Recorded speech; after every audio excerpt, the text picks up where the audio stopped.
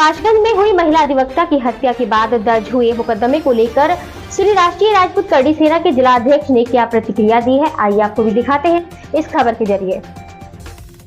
बता दें कि बीते दिनों पूर्व काशगंज में महिला अधिवक्ता की निर्मम और नरसंहार हत्या कर दी गई थी,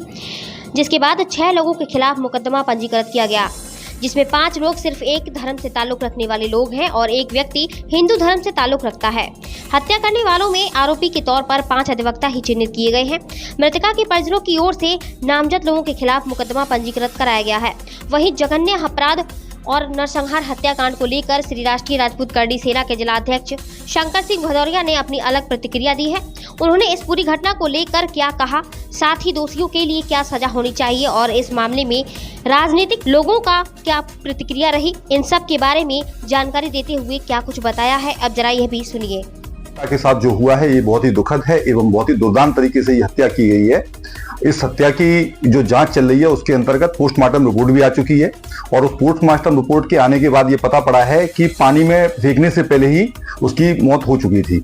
तो ये बहुत बड़ा खुलासा हुआ है कि इससे पता पड़ता है कि उसको पहले से ही प्लान करके पूरी तरीके से, और उसके साथ ये दुखद घटना सामने आई है। और पोस्टमार्टम में और भी बहुत सारी चीजें सामने आई हैं जो जल्द ही मीडिया के सामने एवं विवेचना में सामने आ जाएंगी। और जो लोग आरोपी बनाए गए हैं, विशेष तौर पर ये देखने वाली बात है कि हम एक कार्य क्षेत्र में कार्य करते हैं, उस कार्य क्षेत्र में काम करते हुए अगर अधिवक्ता ही अधिवक्ता का दुश्मन बन जाए तो ये बहुत ही सोचने की बात है। अधिवक्ताओं के ऊपर एक बहुत बड़ी जिम्मेदारी दी हुई है इस देश के अंदर भारतीय संविधान के द्वारा कि वो लोगों को न्याय दिलाने का कार्य करते हैं कानूनी तरीके से। अगर अधिवक्ता लोग ना हो और हमारी जुडिशरी अगर ना हो तो हमारे देश के अंदर अनार्की फैल जाएगी, और उस अनार्की को रोकने के लिए ही तो ये हमारे यहाँ पे न्याय दिलाने की न्यायपालिका की शुरुआत है। उस न्यायपालिका के जो पिलर कहे जाते हैं, जो स्तंभ कहे जाते हैं, वो हमारे यहाँ पे अधिवक्ता लोग होते हैं। और आज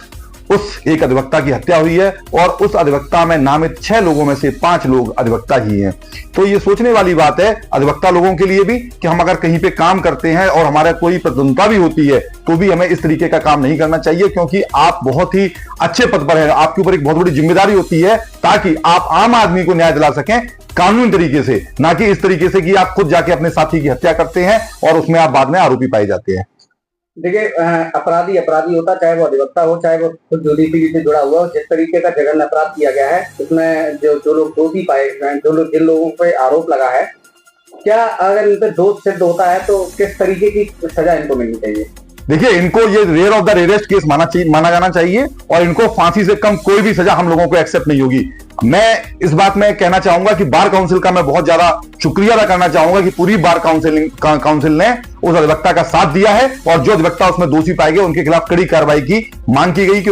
उनके लिए फास्ट ट्रैक कोर्ट में ट्रायल किया जाए और उनको फांसी से कम कोई सजा न दी जाए। मैं एक बात और कहना चाहूंगा, आज ये सोचनीय विषय है कि जो उसके अंदर 5 अधिवक्ता जो दोषी आरोपी बनाए गए हैं वो आरोपी एक विशेष धर्म समुदाय के हैं। मैं नाम लेने से भी नहीं चूकूंगा, वो विशेष तौर पे मुस्लिम समुदाय से आते हैं। एक किस तरीके की सोच इनके अंदर रहती है, एक ये सोच है कि जो इनको ये कहती है कि जाओ आप क्राइम करिए और आपको बचाया जाएगा और पूरा समाज आपका साथ देगा। मैं पूरे जो भी हमारे भाई सुन रहे हैं आपके चैनल के माध्यम से उनसे कहना चाहूंगा, मुस्लिम समुदाय से कहना चाहूंगा, ऐसे लोगों को मुस्लिम समुदाय से भी बाहर कर देना चाहिए जो कि इस तरीके की दुर्दांत घटनाएं करते हैं और समाज के अंदर सद्भाव बिगाड़ने का कार्य करते हैं।